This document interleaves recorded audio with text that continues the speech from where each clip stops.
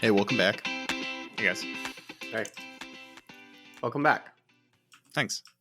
I'm really excited to be here. Oh my god, yeah. Oh my god, you motherfucker.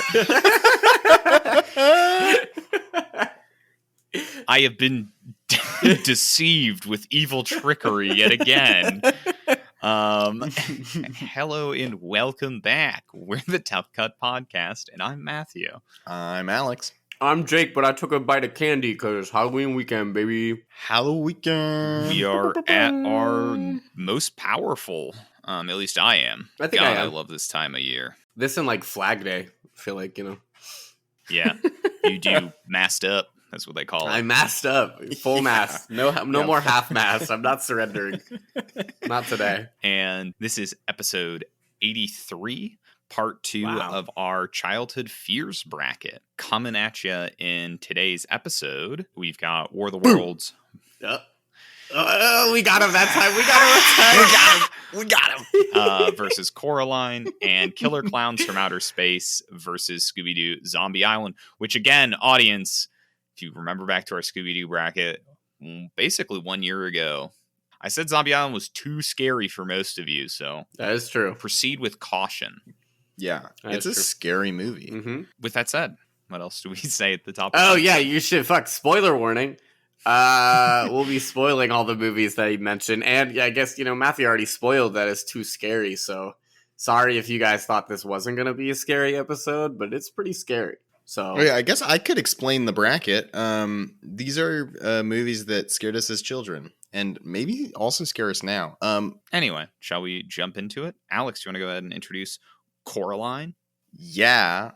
Coraline, directed by Henry Selick, released in 2009. Young girl named Coraline, voiced by Dakota Fanning, discovers a secret door in her new house, and her parents don't pay attention to her, and she got to go explore this other world where new parents are a lot of fun and pay attention to her and give her food. And it's like, wow. And then her mom's a spider, and that or her fake mom's a spider, and that's no good. And then she goes home.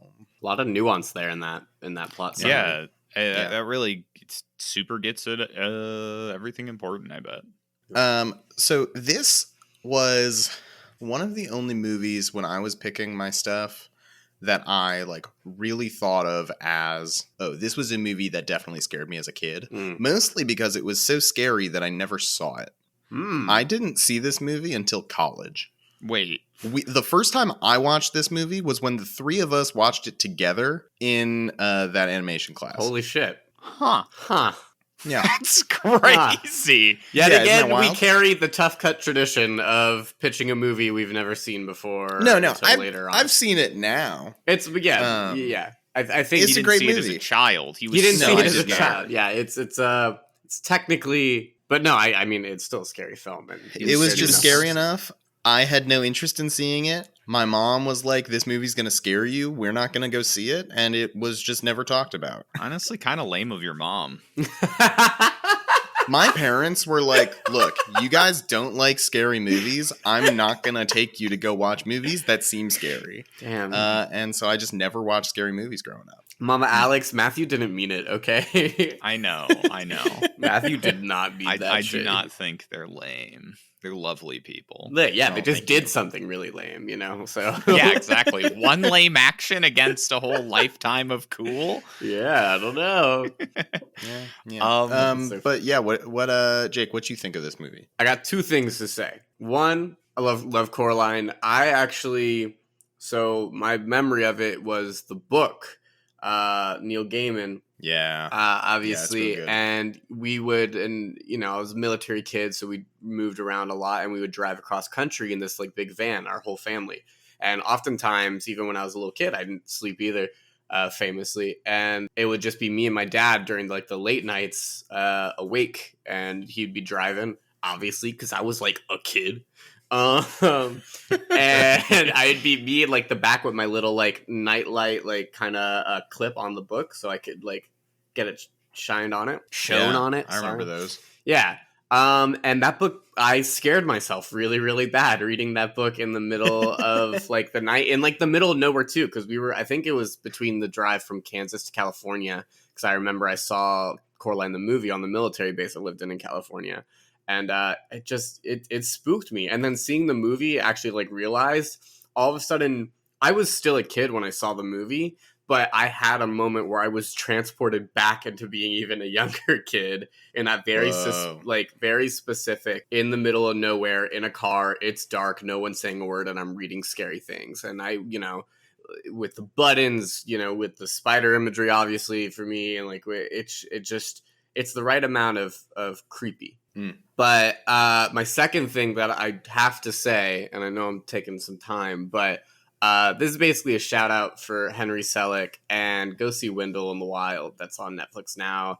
He got like ousted by the Knight brothers for his studio Leica. And Leica Studio, Coraline, Kubo and the Two Strings, Paranorman, great studio for stop motion. They just did some shifty things to their founder and really one of their key animators in Henry Selick, and he's finally back into filmmaking, and he got a movie out on Netflix that they're not really promoting. So go see that. I'm sure it's really great. It sounds super cool. It sounds super cool. Jordan Peele and Keegan-Michael Key. What the hell? They play two demons. Our two demons is the lead. Like it's Henry Selick, so the stop motion's fucking great. It's like go watch that movie. That's my shout out, and I'm sure it will be a spooky, fun time. But Matthew, what do you think? So I love this movie so much. It is an easy 9, maybe even like 10 out of 10 movie for me. I've loved this movie since I was a kid. It's something myself and my younger sister actually bond over. We used to trade the DVD back and forth because we'd each rewatch it like once a year. I think it is just such a special film that is so beautiful, can transport you to multiple places, like this dreary and lonesome little house in the middle of nowhere with its weird old occupants, and also to the other world of that exact place as well, is just a really, really special thing. Yeah, and on top of that, I like the original novel. Neil Gaiman is one of my favorite authors. Yeah, so good. So good. And my father read Coraline to myself and my sister after we, watched the movie, several years in a row. And I did not know it was Neil Gaiman until 10 years later. Wow. And I was like, oh my God. Yeah. It all the pieces start coming together. Yeah. It is so special to me. Never scared myself nor my sister, but my little brother was pretty afraid of it. But I understand very much how it could scare a child. And I think there's one of my favorite anecdotes regarding this is in writing the novel, Neil Gaiman's editor, I believe, was like, look, this is too scary. You have to prove that this is not going to scare children so badly. So he's like, okay, I'm going to read it to my daughter and see, if she can handle it. And reportedly many years later, or she said, no, Dad, it's not too scary. Like, you can finish the book. Let's publish it, whatever. And then many years later, reportedly, she said that she was terrified of it as a kid. And the only reason she said she wasn't afraid is because she wanted to know how it ends. So kind of similar to what we talked about with Pan's Labyrinth, this idea of how it can pull a child into it. And they're going to be along for the ride because they want to see it through. Yeah, even though you're scared. Yeah, you want to see where this world's going to take you. Yeah. I think it's a really, really special story and movie. God, and that's just one of the reasons why I love horror or fear as like a thing, because it's not all the time supposed to be just scary. It's scary, I hate it. It's scary, and I'm so interested what's gonna happen next, and seeing it through. Again, famously, I don't like spiders and all that stuff, but even as a kid reading it and watching the movie, I wasn't scared, running away, I hate this movie, whatever. I was like, oh God, what's going to happen, And that's a really powerful and effective way to be spooked as a little kid. But we got another movie to talk about, so let's pitch that one. Yeah, I'll go ahead and introduce War of the Worlds. This is the 2005 version, directed by Steven Spielberg. And as you know, audience, normally I love to read a articulate and well-written synopsis, but in this case it's one of those times where the Google synopsis it focuses in on a particular angle that I think I'm is so very scared. Wow, I can't wait. I'm so excited. Dock worker Ray Ferrier struggles to build a positive relationship with his two children, Rachel and Robbie, when his ex-wife Marianne drops them off at Ferrier's house. It seems as though it'll just be another tension-filled weekend. However, when electromagnetic pulses of lightning strike the area, the strange events turn out to be the beginning of an alien invasion, and Ferrier must now protect his children as they seek refuge. Oh my god, wow. Wow. You did this thing when you read it where you paused like just a little bit in the beginning. It's like, oh, and his ex-wife. And then you stopped. I was like, there is no way that is the whole thing. There is no way that is the synopsis. Like, that is so funny. That's great. I love that this synopsis is like of two worlds. It's like man and his ex-wife, and then it's like terrifying alien invasion. That's definitely how they pitch that shit. Yeah, so childhood fears. Audience, if you hadn't already noticed, the other two that I pitched as I talked about them are kind of like circuitous fears. Like Harry Potter, it was Good word. The troll scene in particular. With Saw 2, it was the SpongeBob Saw that like reformatted my brain as a child. This movie stands out. This is the only film in my entire life that I ever left the theater. Whoa. As a very, very terrified young child, I have no idea how I ended up at the theater. I would have been like, I don't know, 6 or 7 years old or something. Wow. Somewhere in like the 6 to 9 range. Yeah. And I have such visceral memories of that first scene when the tripod comes from the ground and just begins disintegrating people that I just like left the theater and stood like in the hallway of the movie theater or like went in the bathroom and for like months had thoughts of what I would do if tripods came and attacked my home. Oh, poor little 7-year-old Matthew. Wow. Yeah. So of all the horrible, terrifying, like true to like God horror movies that I saw through my childhood, it's an alien invasion disaster movie that got me. That gets you. Whoa. Wow. The EDF didn't deploy. Otherwise, you would have. No, I needed the EDF in that moment. Get the Earth Defense Force out here. They would take them. If anyone got that reference, shout out to you. Yeah, only true gamers got that one. Yeah. So, with that said, Jake, what did you think of this one? Two things. Again, I just love doing two things. One, I at first when you pitched this, I was like, why he pitched this movie? That wasn't scary. Like, I don't remember. Like, Tom Cruise is kind of scary. I get that. but off camera, not on camera, usually. True. No, I remember I was so confused by what you were saying, and I sat down and was watching this movie for the podcast, and the sound is what got me. It was that sound, when the aliens come. And I just immediately was again transported. I was like, yeah, no, I do not like that. Do not like that at all. But then this really unfortunate thing happened, and this is what leads to my second point. Unfortunately, my memory of this movie was a little swayed because for some stupid reason, I thought that this movie was one of the scary movies.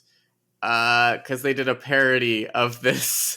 They did a parody of it in one of the scary movies, and I conflated the plots for the longest time, and I just realized it, and all I could think of was Scary Movie, where like he's like son, like Robbie, whatever is like the kid is like going off. He's like, I'm gonna become a soldier, like do it.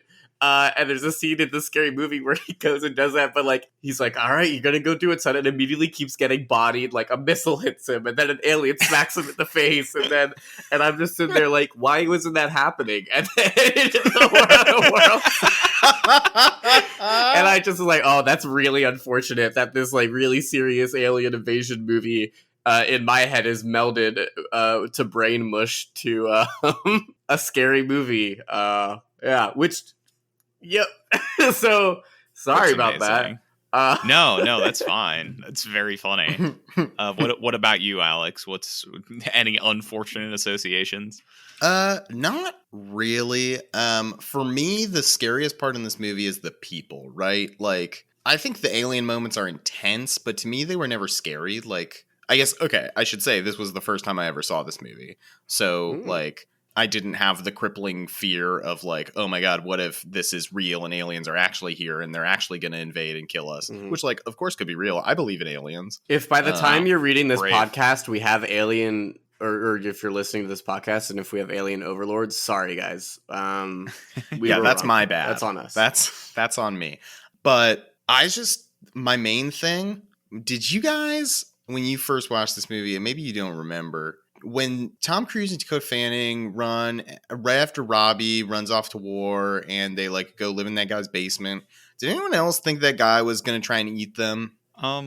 My fear in these kind of movies and in like post-apocalypse kind of things, and like it's always that the people are the villains. And so I was like, oh, this guy's like, he's like a doomsday prepper. He's like got a cellar in his basement. He's gonna lure them in, Some and then 10 when they're Cloverfield sleeping, Lane shit. he's gonna Yeah, try literally. and like chop their heads off and then eat them. Mm-hmm. That's only one small part of the movie, but that is the thing that I took away from it. So Yeah, instead, Tom Cruise just fucking kills that guy. Well, yeah, because he was gonna get him because killed. he's the scariest part of the movie. It's Tom Cruise existed. That's Tom Cruise. Whatever it takes to save his kids. Yeah. Yeah, that's fair. Because the people are scary, you know? People, Yeah. you know, those one people, they get It's almost try to like steal their we car. are the One guy has Lord. gun. One guy steals car. Yeah, it's true. It's pretty crazy. There's a cop. That's pretty scary. Yeah. True. That's objectively And don't think terrifying. we didn't see your little fucking argument about Harry Potter, you goddamn nerds. Are you calling out the people on our TikTok page? It escalated. There's now people on both sides. They were There's arguing more. about it. There's more. Oh Yeah, my god! yeah. There were We've some people started dropping some- controversy. I need trying to to say ACAB applies to Harry Potter too, and other people are like, well, this person, they wouldn't use muggle as a slur, and they're like, that dude literally like studies non-wizards like academically. Yeah. I'm like, I don't know enough about this universe to participate. You should throw in you should respond to just one comment, just one of them, and be like, "No, you're wrong," and then just like again, like Yeah, go disappear. silent. Go silent. Anyway, with Because that, that's how the tough cut does social media. true, baby. With that said, tackling comparing these movies. I think there's an obvious place to start. Okay. Dakota Fanning is in both of them. Yes, yeah. No, okay, you threw me for a loop because whenever you're like, Little Dakota Fanning was running with Tom Cruise, and I'm like, have I never seen Coraline before? Is that like, what's happening? No, yeah, she's in both. That's pretty fucking wild. Yeah. And very different characters. Very different. Yeah, what do you guys make of Coraline Jones versus Rachel Ferrier? I mean, like, Coraline's whooping that ass if we're talking about a fight. But Oh hell yeah! whoa, sorry, I didn't mean to pin them against each other like that. Sorry, that's on me. if we're putting them in the ring on this size, weighing 65 pounds with blue hair. Okay, so here's the interesting thing though, because I don't think Rachel Ferrier survives Coraline. I also don't think Coraline survives War of the Worlds. I think I could see that. I feel like Coraline's a little too confrontational. Yeah, she's War too of the curious, Worlds. too confrontational. God, but I And love her. Rachel is too codependent. Oh god, Yeah. she annoyed To me. survive Coraline. The War of the Worlds was one of those movies where I was watching. I was like, man, if an apocalypse happens, I really hope I don't have kids because Oh my god! Catch Yes. Jake abandoning those kids fast as hell. If you are below a certain age and you are unhelpful and you see me in the apocalypse, you better run. You better. Whoa, you're just like gonna intentionally like start shooting kids. I don't know, man. I just like. Jake is like, screw my purpose in this apocalypse being like helping my children to survive and sacrificing everything for my kids. I'm gonna make it out. Yeah, I don't want to be fucking Joel from The Last of Us. Like I don't need that. That's fair. I don't want to be It's okay. brave Look, of you in The to Walking say Dead, this. Rick Andrew Lincoln has to deal with fucking Carl, and there's that scene, that famous scene that's memed. His wife and Carl's mom dies, right, in childbirth. Sorry, spoilers if you haven't fucking seen The Walking Dead. Wait, this actually is wild that you just spoiled Walking Dead. I feel like this one was kind of out of nowhere, and this is like a real spoiler. Okay, she gets bodied. All right, it's the apocalypse. And Andrew Lincoln is acting his ass off. He's just like, Carl, oh no, Carl, oh, she's dead. And you just look at that scene, and that kid's just fucking standing there, useless. He's just looking on, dead-eyed. It's just, Rick / Andrew Lincoln's a stronger man than I, because if I feel like there's a lot of untended to baggage about children inside your brain. Maybe, Like, I don't know. Like, we're gonna have to unpack that at a later date. Sorry, I blacked out for a second. What are we talking about? Coraline? Yeah, I just have zero frame of reference for The Walking Dead, so I'm like, yeah. You agree. Yeah, you could just tell me you agree. Yeah, absolutely. The tough cuties agree with me, and that's all that matters, you know? That is true. That is all that matters. So another point of comparison between these films, both came out in a post 9/11 world. However, I think only one of them utilizes post 9/11 rhetoric. Yeah, talk about it. The fact that unironically Robbie espouses like, we gotta hit him back kind of things about the aliens. Yeah. That, like, I'm not off base, right? Like, that's like 100%. And that wasn't even scripted. That was just that. he was just affected really deeply. That guy wasn't an actor. Yeah. He just showed up on set and he thought it was real, and he was like, this is what we gotta do. Yeah. Which is just kind of wild, especially when you consider, I guess this is now turning into like a real genuine thought. Yeah. Consider like the original novel and its own historic context, and how that kind of like slots into colonialism, imperialism, and how this one also similarly maybe is responding to some current events of the time. What do you mean? Post 9/11 world, Coraline. When Matthew was watching this movie, because he takes notes during his movies, he just like his eyes widened when Robbie started saying some like 9/11 shit, and he just wrote like 9/11 and circled it like 100 times on a notepad. He's so excited. Yeah, it's wild to me being an adult watching War of the Worlds and being like, it's so fucking convenient that that whole family survives no problem. Like Robbie, like that's joins the war. That is such a huge sign of the times that we're living in, though. Right now, I feel like. I mean, like, yeah, I'm sure we would have thought that watching it in the early aughts too. But like, I feel like we're so used to just like shitty tragedy in everyday life now. Yeah, it feels odd. It's kind of interesting because that everyone just makes it. I mean, you say that, and then you're like, yeah, no, Coraline's logic holds up. You're saying kind of odd that family did that shit, but then like Coraline's whole family lives through that mirror dimension shit, and you're just like, that's true. They don't get eaten by the beldam. Yeah, it's crazy. Yeah, can we say? I gotta just bring it up. Yeah, that motherfucker named her son YB, short for why born, short for why were you born. That's fucked up. That's scary. That's pretty scary. That's like, always sat weird with me. I'm like, that poor lad, that poor weirdo. That's awful. Yeah, there is certainly some kind of dark tale wrapped inside of YB's existence. I also think it's one of the smartest things that the film version adds to the story, because YB plays an albeit fairly minor role in the overall plot. Yeah. But provides grounding isn't quite the right word, but like having another person Coraline's own age to kind of bounce off of, I think really helps.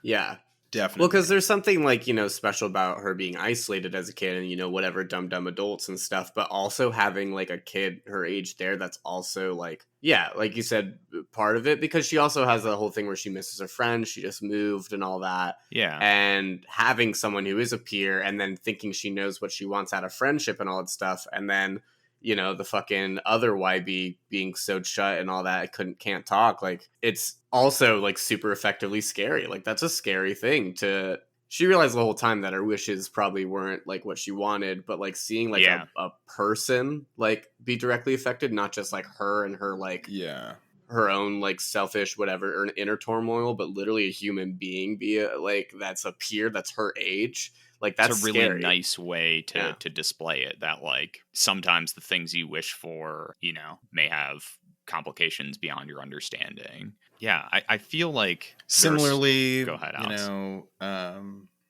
Tom Cruise wished, to get closer with his kids, so he wished for like a fun road trip. Right. Right. And in War of the Worlds, that really backfired. Mm-hmm. Because then they lost the car.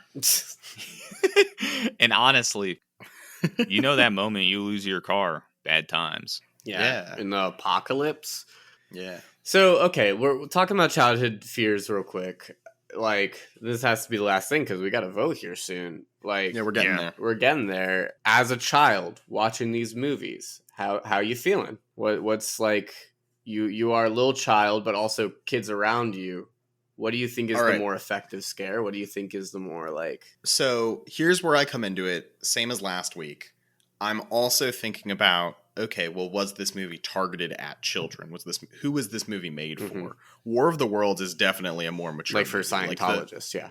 Yeah, exactly. Yeah. I mean, they had some real budget behind it. Yeah. I think there are probably some like middle schoolers and high schoolers who like went to see War of the Worlds, but I think it largely was targeted at adults. Yeah. Right? Coraline for sure was targeted at children. And I think, Matt, War of the Worlds clearly had a very strong effect on you. You said it yourself. You don't know why you were in that theater or how you ended up there. Right? Like, it's almost weird to conceive that you went and saw that movie at 7 years old, right? Yeah, it was probably like my grandfather brought like all of my older cousins, and just by nature of that, I think that's probably roughly what happened. Like, I should not have been there realistically. You actually got transported by aliens. It was a field test for... It was a warning. Yeah, it was a warning. Actually, this movie doesn't exist, Matthew. This is just all the tests to see, what's going on. They were doing a screen test on potential invasion tactics, and they saw that this one is not a good idea. Yeah, because they don't want to be scary. Too scary. Too intense. We need to insidiously infiltrate their society by wearing their skin. Because if we go in like whole hog, then we're going to die from little bacteria things. Mm-hmm. If we go insidious, if we go inside the people, steal their skin, we got protective shield from the bacteria. Yep, that's true. Yeah, in terms of myself, like, I don't know, I knew lots of other kids that saw Coraline. I knew plenty of kids that were scared of Coraline. But you didn't really, like, chat about War of the Worlds in the circles I ran in. That's kind of weird, dude. No one wanted to speak about I think you're the only one. That's, like, really weird. You must have had a weird, like, living situation. I don't know. Yeah, it's kind of crazy. Yeah. You would think that living out there... I did read the book in middle school, so we talked about it then. But we mostly... Very dumb anecdote. The thing I remember most about that like book group, novel, whatever, reading group at school when we read War of the Worlds was someone told the story of a guy who attempted to rob a gas station dressed as Gumby. And he like couldn't get his gun because the Gumby outfit had like block hands. That's very funny. And he just like sadly leaves the gas station. That is very, very funny. So that's the thing that really stuck with me. Not any of the like intellectual discourse about the novel. No, it's pretty intellectual what you were saying just then. Yeah, thank you. The Gumby stuff's pretty intellectual. And on really that, Matthew, is that your vote? Yeah, so I think in terms of my vote, this is the childhood fears bracket, and unfortunately, no matter how good of a movie I think Coraline is, War of the Worlds in particular left such a scar on me. To be the only film I ever walked out of that I've got to throw it at least a bone. Yeah. So I'm going to vote for War of the Worlds. I think that's fair. Can't believe it's going to advance. I think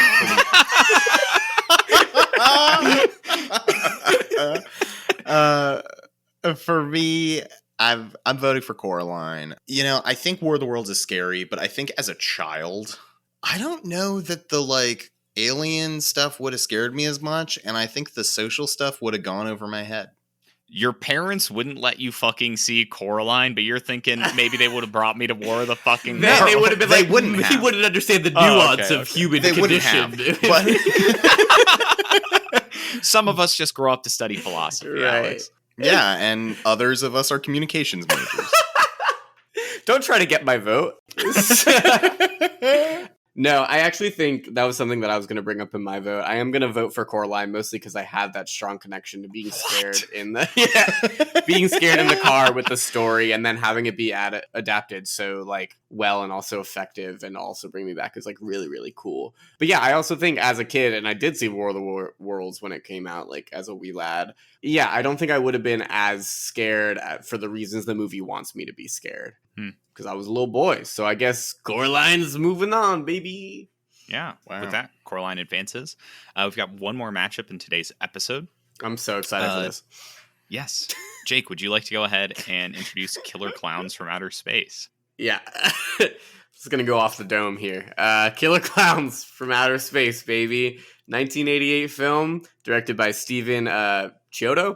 This is this is a cool classic horror movie about this small town, and you know it's Halloween. I'm pretty sure it's Halloween, and all of a sudden clowns land in the middle of this small town, and they start bodying this town and collecting them. And they're literally killer clowns from outer space. And, you know, we have a small ragtag group of teens and, you know, ex-lover cop shenanigans to try to stop them. Look, man, this movie, total fever dream to little Jake. There was a portion of little Jake time where, you know, I just started watching weird shit on like the sci-fi channel or like the scary channels because I would stay home and want to watch movies. And I would watch the scary shit for some reason. I just like became fascinated. And this one scared me really, really bad. This one I remember as a kid, especially the scene that really got me as a kid was where the little girl's looking outside at the clown and just back and forth and him just waving at her. It was like the first time I fully understood like stranger danger shit. And the clowns are pretty like, yeah, no, genuinely and really grotesque. I had a really insane fear of clowns because from the TV movie Tim Curry's it scared me. So I watched this after that, and really, really, I just had nightmares about these killer clowns, and they're really scary. And I know now because I've watched it obviously many times since. This movie's hilarious. This movie's like really, really funny. And there's something amazing about that, and why I especially wanted to pitch it in this bracket, because I really wanted to pitch a movie where I definitely know I was 100% scared of it as a kid, and now I know I'm 100% not scared of it now, and just that kind of like embodying a childhood fear, and then turning as an adult and rewatching it and kind of learning from your fears and what you're afraid of, and then it turns into something silly and funny. I think this is like the perfect movie for that, and it is a cult horror for like this reason, and it's really like great. I just fucking love this movie, and I know a point if I told that to little Jake watching it for the first time, I would not have he would not believe me.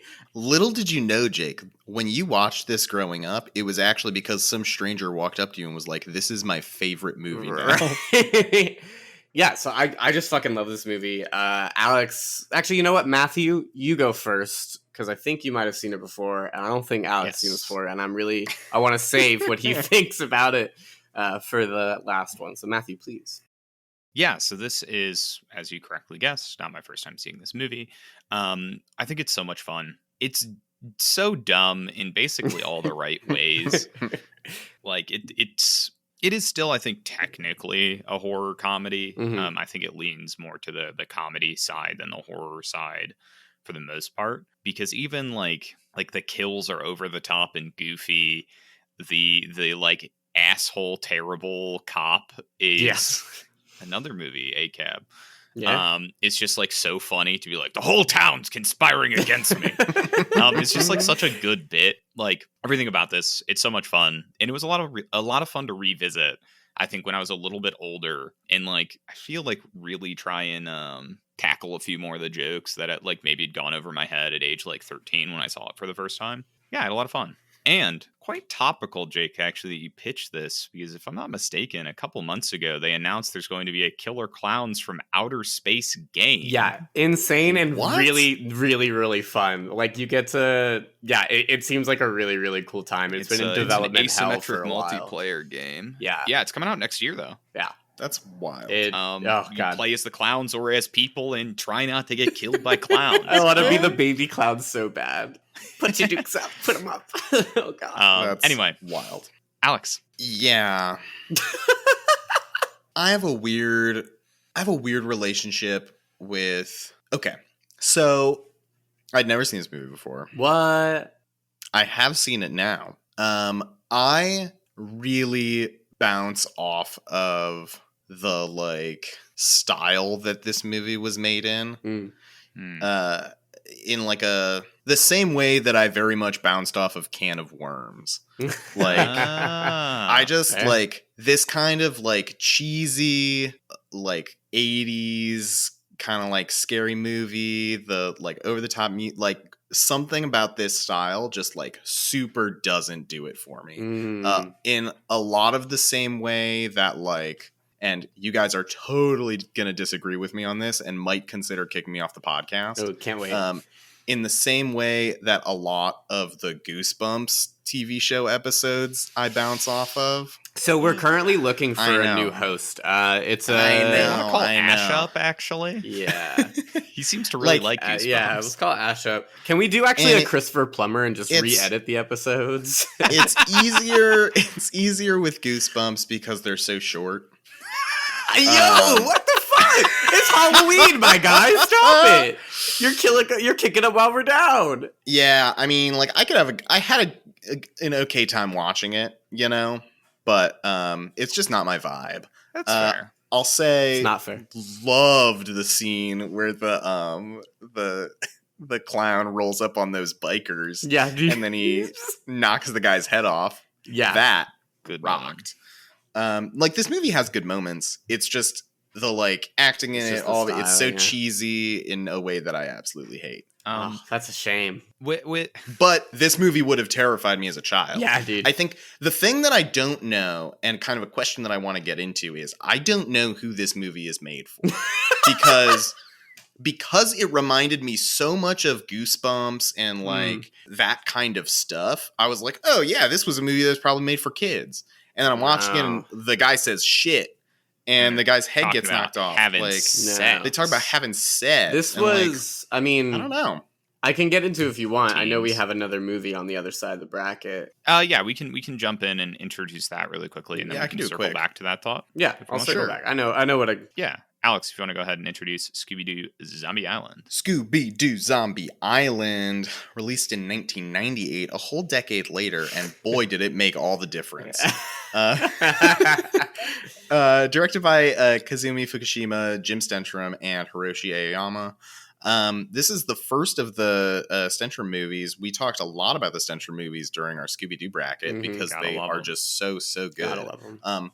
I saw this movie once and then never again because it was so scary to little old me. Of course, I was going to see it though because it's like based in Louisiana and New Orleans. My family's all from New Orleans. Like I was going to see it. Man, did it terrify me. Scoob and the gang break up because they're bored of solving fake mysteries. And then they get bored of not doing mysteries and get back together, find a real haunted house with real ghosts. And then there are cat people. Mm-hmm. Is this movie why I don't like cats? It could be. No, I Matt, think what do you James Corden is the reason why you don't like cats. Matt, how about you? As the biggest resident Scooby-Doo fan on the show, it's a certified Scoob classic. Look, I know I said it, audience. It'll scare your little socks off, but that's because you're little babies. A big boy like me could handle this one since I was wearing Lil Tykes. I love this movie.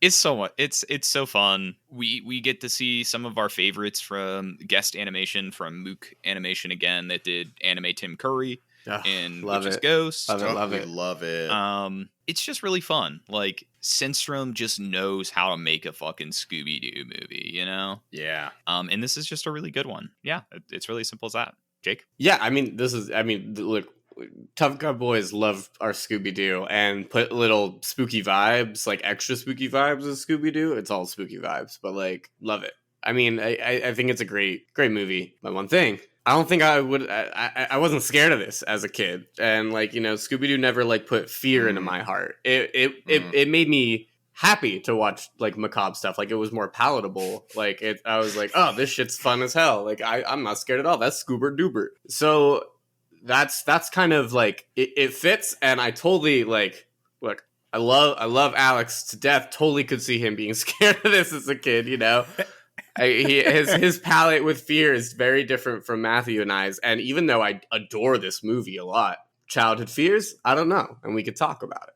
Hey, you know what's worth saying? Yeah. This movie was my introduction to Mark Hamill, who voices Snakebite Scruggs. That's very worth saying. I feel like Mark Hamill as a voice actor, one of the best things that we have in life. Like it's so good. Incredible. Iconic. It's so good. It is good. To circle back, Alex, to what you were saying about who the fuck they make this movie for, Killer Klowns, because you're absolutely right. Because it flopped. I mean, it wasn't a success. A lot of cult horror, especially like then, like they had silly ideas. They put all their budget into one thing, aka like the clowns. Because like they do look good in my opinion. Like visiting back to them, like they look gross. Like they're scary. They look like monsters. I like it. I think it's really cool. And that's kind of their vibe. It's silly, fun, cheap to make, and they made it. But for some reason, throughout the years, this one's a really interesting one because it did find an audience. Like as you know, we grew up and all this stuff, or as people like came back to this, for some reason they came back to this, and now it's like it is a cult classic. Like it's now getting a video game, like fucking whatever 34 years later. Like it's one that really resonates with people now, and I think it's looking back on a style of filmmaking that like you don't really see anymore. Like just like a cheap idea, but like still execute. Like everyone believed in what they were doing in a fun, silly time. It's like really fun horror to make. And like, I think it was made for people who just enjoy that kind of thing. Like, you know, it's hard really nailing what makes a cult classic, but like that's kind of, it didn't have an audience at first. So like, you're absolutely right. When you first watch it, and if you're one of those people who watch it for the first time, you're like, who the fuck is this for? You're right. I think it was for them, for the people who made the movie, and then it gained a really great popularity and cult following. Yeah, I mean, those clowns looked great. The thing that part of why I bounced off this movie, and, you know, honestly, maybe we can just skip to voting. We can just, like, vote now and then have a fun conversation about this movie. Wait, because, like, well, okay. So, this movie... The thing that I don't what I don't understand is that this movie for some reason has this attitude going into it of like all the people in town are like, hell yeah, clowns are here, and then they're surprised that the clowns are evil and gonna kill them. It's like, who fucking likes clowns? No one likes clowns, right? Okay. Thank you, Alex. The circus tent in the middle of the woods, and this guy's like, hell yeah, dude, let's check it out. Like, what? But that's such, like, 80s horror. Also, like, I feel like now we're, like, more averse to clowns because that whole random clown. Because of this movie. Because of also this movie. This was a cultural touchstone, baby. No, yeah, like, absolutely right. But I think this movie perfectly does the whole dumb small town thing, which is one of my favorite tropes in a horror movie. Whenever they do dumb this small just town. in, Jake hates people from small towns. If you live somewhere with a population under 30,000 people, Jake's gonna say you have shit taste, dum-dum. If they're dumb people in small towns, then I like them because they're big dum-dums. Jake, this just in, Jake only likes smart small towns. If your collected IQ is under an average of 120. To be fair, it takes some high IQ to understand. Killer clowns from outer space. As you have two guys in a ice cream truck that get down bad. Yeah, a couple those of clowns. ice cream. They just wanted to show clown titties. I think they made 2 like female clowns, and they just were like, "Guys, we can't waste these costumes. Like, we made them. Like, We please." need an Please, excuse please. to use these female clowns. Yeah, really fun. God, which is so good. I think they made the whole movie backwards. They knew I how they wouldn't wanted doubt to it. end it. I wouldn't. Yeah, they doubt knew it. they wanted to explode a circus tent, and they went from there. Also, they die in the end, right? What, all the people? Yeah, because at the end the stuff lands on them, and that's like the acid stuff. Don't they die? Oh, the acid pies? Yeah. Yeah, that's a good point. Though it poses, maybe those are just regular pies this time. Yeah, maybe the clowns have some acid pies and some real pies. I just would love to believe that they got bodied. Like, again, something about small town getting wiped out, and then, but also the clowns getting wiped out, and everyone's like, is this the new What the Roanoke? fuck Like, what's happened happening here? here? Modern day Roanoke Yeah, is such a good bit. Wow. That's so good. Yeah. That's a good one, Jake. I like that. Thanks. I like that. Wow, I got praise live on the podcast from Matthew. He usually scolds me after the Jake, show. actually, can you stick around for like 5-10 minutes? I've got a couple of notes. No.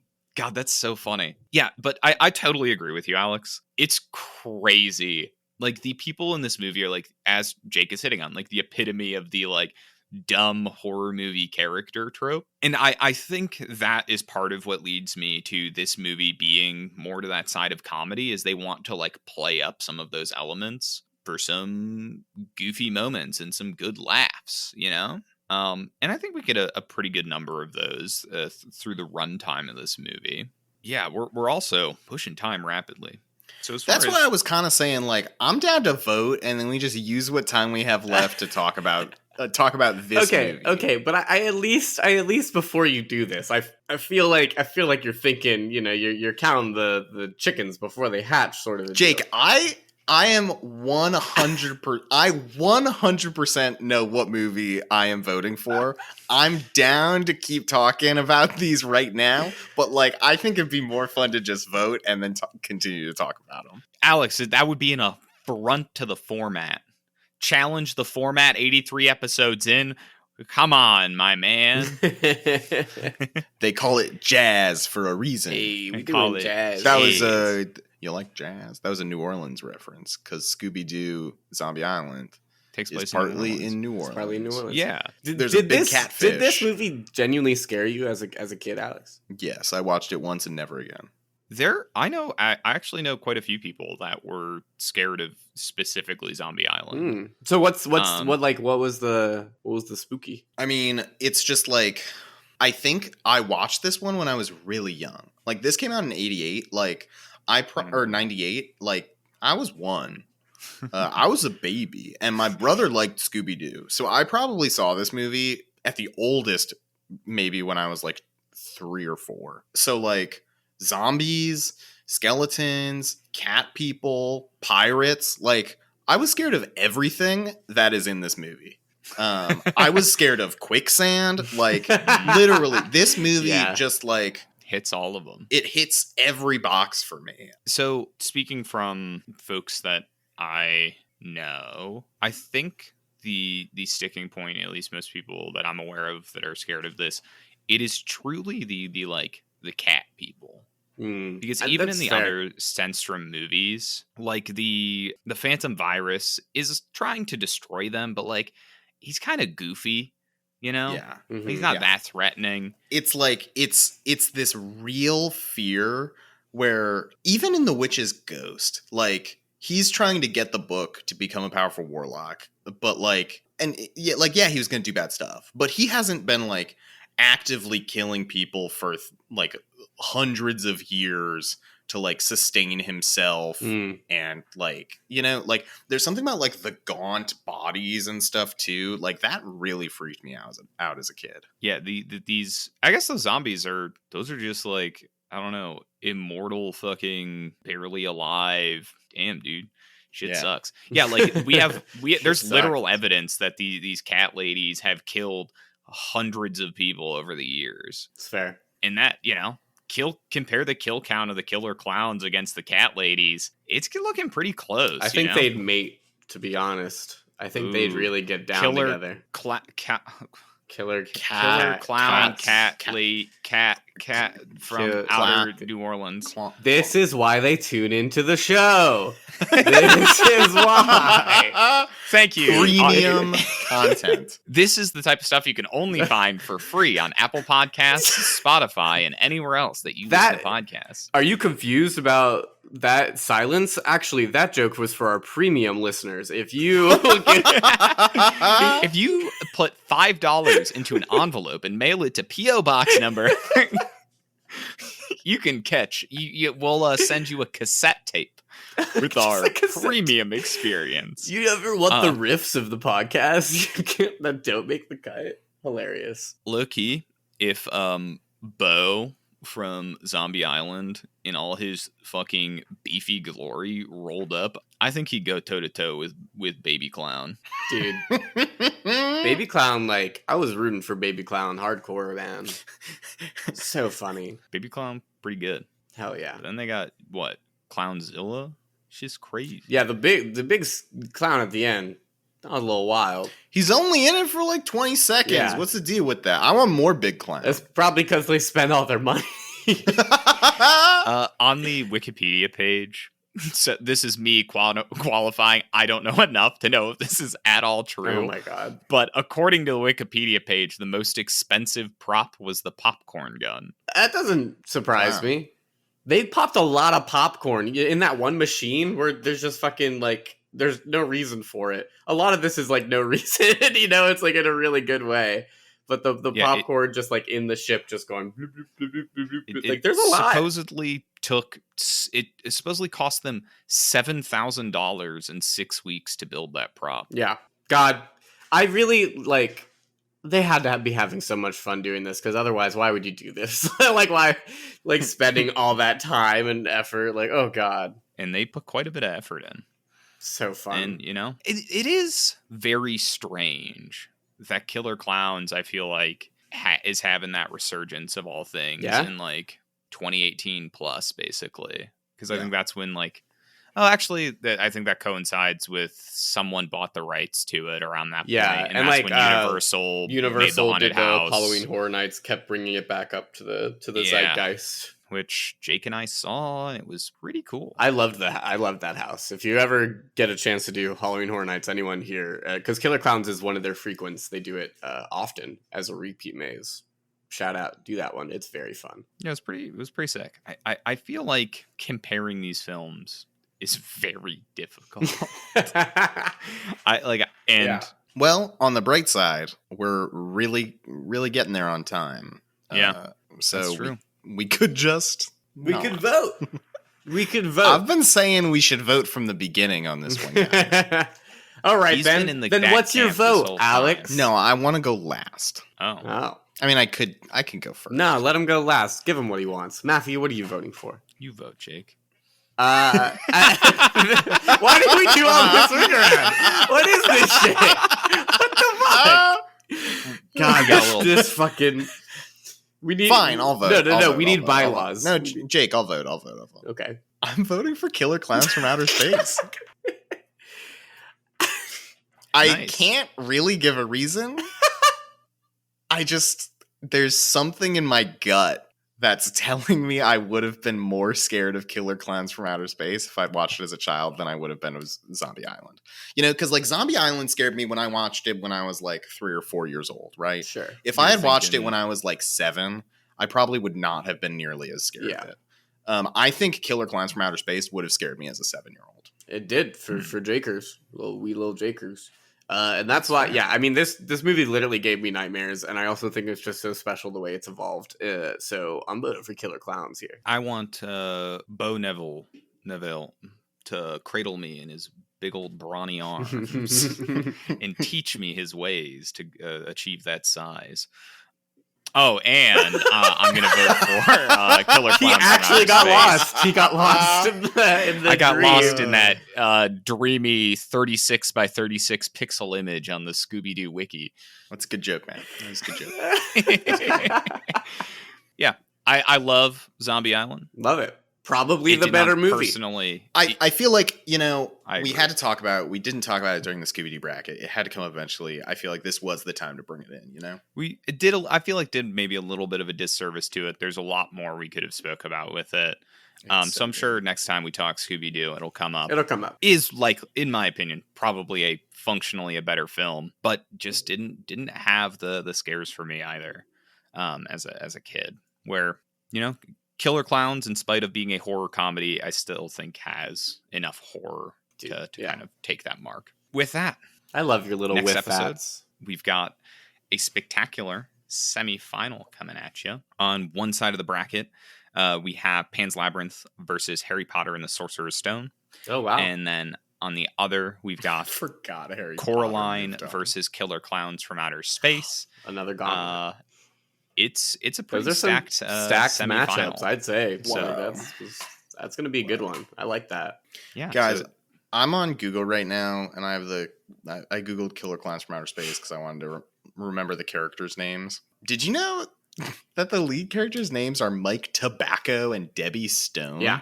They did not give a shit about what the script What? was. What ludicrous They, names. they were throwing shit at a wall. Yeah, it's so funny. Wow. It's all actually a ad for Big Tobacco. Yeah, unlike this podcast, which is sponsored by the $5 check that you mailed to P.O. Box number. Well, with that, if you enjoyed today's episode, you can follow us on social media at Tough Cut Pod. Make sure to rate and review the show on all of your favorite podcasting platforms. I'm building a massive spreadsheet of all of your feedback. Mhm. So It's looking pretty And he's good. He's sending it directly to Jake, so Jake will hear all of your feedback, Yeah. folks. I'll hear Yeah. it because I'm a busy person. I need someone to look at the things before I look at the things, yeah, ever since we fired him, that guy, Yeah, that one, that fucking schmo. intern, writer, legal aid. Yeah. I thought you meant fired Jake and replaced him with Robot Jake. No. thought- It's called Metal Jake, actually. Yeah, really Take after the insensitive. Sonic universe. You're Right, really Metal, insensitive. Metal Jake. Beyond that, if they enjoyed today's show, Powered who by the should they share Chaos this Emerald. episode with? What? What? What the? F- We're If giggly. Share it with join- trick-or-treaters. If you're... yeah, Actually, everyone who comes to your house asking for Yeah, candy. don't give out candy. give out Give out this a link. episode of the Tough Cut. Give slips of paper that look like fortune cookie papers, and it just says, "Listen to this." It's a link to this episode of the podcast. We'll actually also tweet out an image of a QR code for this episode. Right. that Oh, you can genius. You can have Genius. the people, all the kids, they have iPhones nowadays. Just have them scan it, and it'll take them right to it. And tell them it's like a prize drawing. Scanning the QR code enters them into a prize drawing. Yeah, be as deceptive as possible to those children. Host selling laws don't apply to us, so we can do whatever we want for advertising to kids. Lie to children.